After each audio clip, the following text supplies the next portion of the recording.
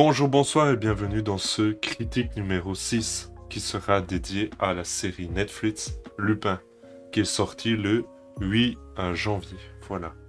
Euh, le 8 janvier, mais pas tout à fait. Le 8 janvier est sortie la première moitié de la série et donc je vous fais une vidéo pour vous en parler parce qu'elle m'a beaucoup plu.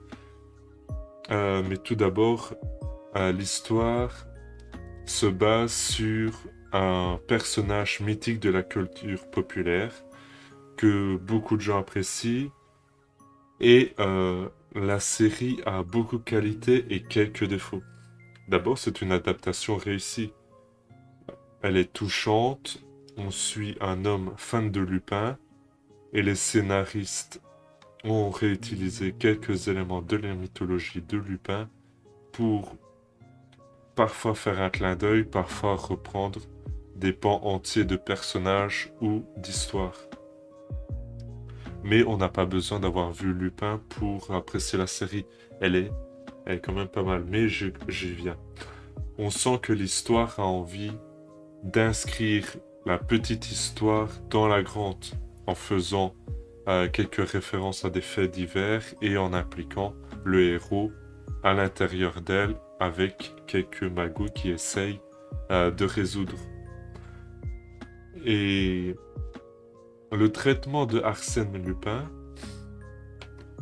est à peu près un héritage littéraire entre trois générations, le père de Marcy, Omar Sy, et le fils d'Omar Sy, ce qui peut être assez touchant car si on est fan d'Arsène Lupin, on peut se représenter à l'intérieur de la fiction par le prisme d'un des personnages.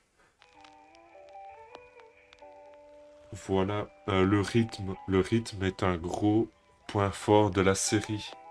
Il est extrêmement rapide et généralement c'est un challenge, une idée ou une situation à résoudre par épisode.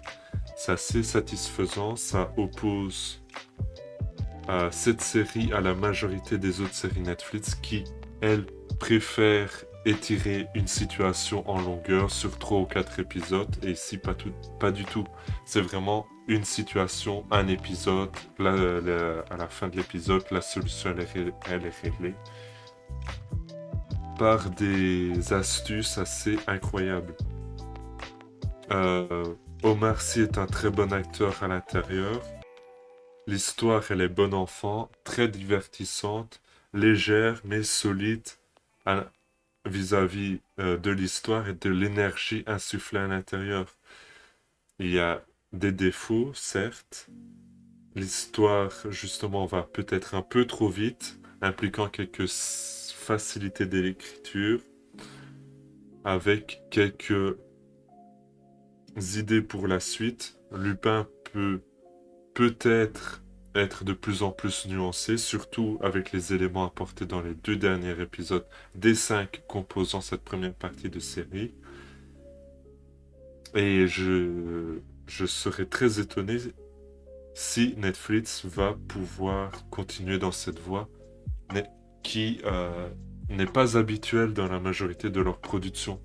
Leur production qui, d'ailleurs, euh, est un cas à part dans toutes les productions Netflix, qui a pour but de mettre la culture, plus spécifiquement littéraire dans ce cas-ci, hexagonale, en avant. Et c'est, ma foi, bien joué.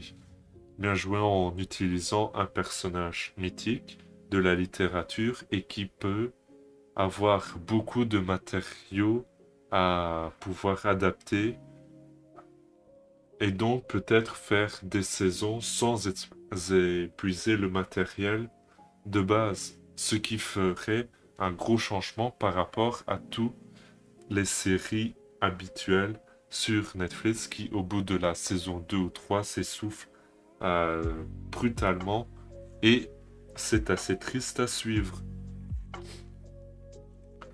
Donc, qu'est-ce que je peux en dire de plus? C'est une série où le personnage principal est un grand fan de Lupin, comme je l'ai dit, et donc on suit vraiment sa naïveté, sa lucidité, et le fait qu'il aime également beaucoup jouer avec le monde pour résoudre des situations à la Arsène Lupin. Lui qui est un grand fan. Voilà, je vais continuer en disant que le film, non, excusez-moi, la série est une réussite. Ça ne veut pas être plus qu'un moment de divertissement qui respecte le matériel de base, avec un tempo assez rapide. Et je le recommande car c'est un moment agréable à passer. C'est un divertissement, mais intelligent, qui ne prend pas le spectateur pour plus bête qu'il est, contrairement à la majorité des autres productions qu'on peut avoir l'habitude de regarder habituellement. Et c'est vraiment un grand coup de pouce que je vous envoie regarder cette série. N'hésitez pas, n'hésitez pas à aller la regarder. C'était Divan, c'est la fin de ce Criticisme. J'espère qu'elle vous a plu. Salut!